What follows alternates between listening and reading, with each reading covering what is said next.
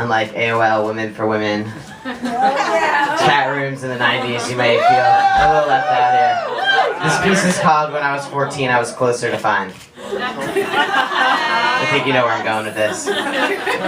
When I was 14, I was closer to fine. Had an untouchable face, was 32 flavors and then some. My jungle was filled with ruby fruits, my AOL chat room of choice, women to women.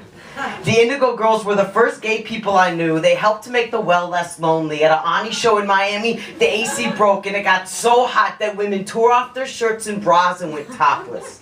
I was surrounded by boobs, y'all, and danced myself to heat exhaustion.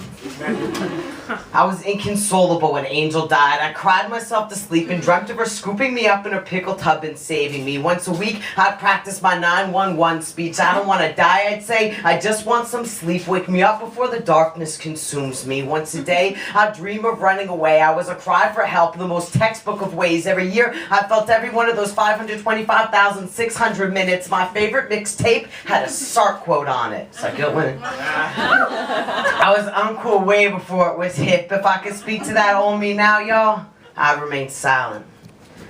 I had 3 necklaces with pride rings. I bought them all with my best friend Allie on St. Mark Street and tucked them discreetly under environmental tees. It hurts my heart when people get too cool for their own histories. I cried at the end of When Night Is Falling every time. At 17, because the dog comes back.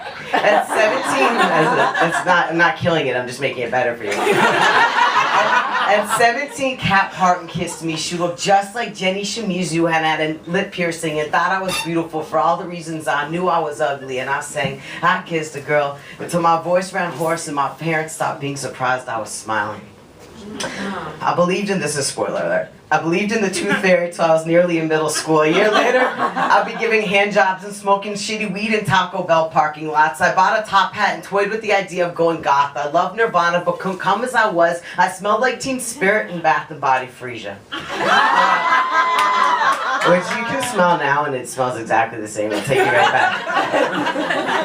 I bought a guitar, serenaded my mom in minor chords, singing I've got a fast car. For years I didn't know whether to be a clown or a trucker. Nobody seemed to notice I flinched when touched. I was the only one of my friends who knew how to ride the bus. I looked up to older lesbians and thanked them for their courage. I read Stonebridge Blues cover to cover. 18-year-olds now have never heard of Matthew Shepard, but I'm confident one day they'll be able to marry their lovers.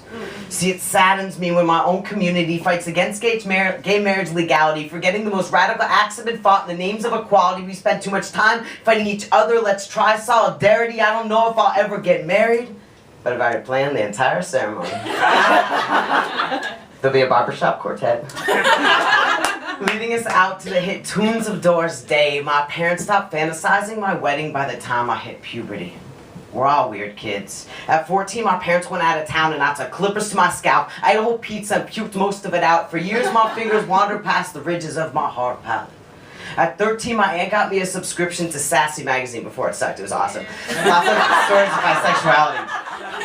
At 13, my aunt got me a subscription to Sassy magazine. I took YM quizzes in a search for possible self-identities. I watched My So-Called Life and longed to kick it with Angela and Ricky. I thought Claire Danes should dump Jared Leto and sneak into the boiler room to meet me. We won't make out or anything. We just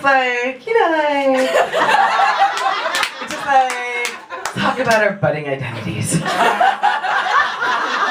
That's all we would do, because I'd be nervous and sweaty. Then what happened? Pedro was the bravest person on television. When he died, I felt proud to have known him. He never knew me. At 17, I came out to my mom because the doctor said she was dying. Got a fake ID at 16. Saw my dentist the first night at the gay bar and developed a phobia of dental hygiene. Wasn't born with all my adult teeth. Still chew on baby molars, but was 29 before I got my first cavity. And there's a metaphor in there. And in everywhere else, and in everything, right? See, quantum mechanics states that in the same time and place, there's a baby queer in me that both did and didn't make it. One that faded, and one that followed Hemingway when he said we're strong in our broken places. I give us both names. Make the one that didn't survive my spirit guide, my parasitic twin with extra limbs for my gut to wrap around me, with extra limbs for my gut to hold me up or wrap around me when I want nothing from this world but human touch. To tap me on the shoulder and remind me that more than once you saved yourself, more than twice you relied on strangers in denial, and that sometimes living a lie is akin to survival. So I go back in time and release the burden of responsibility of protecting the former me. Yeah, I throw up my truths and let gravity determine the weight of my youth. Then I add to the lucid by subtracting the delusions. I separate what divides me and you and multiply life by the power of two. Thanks, y'all.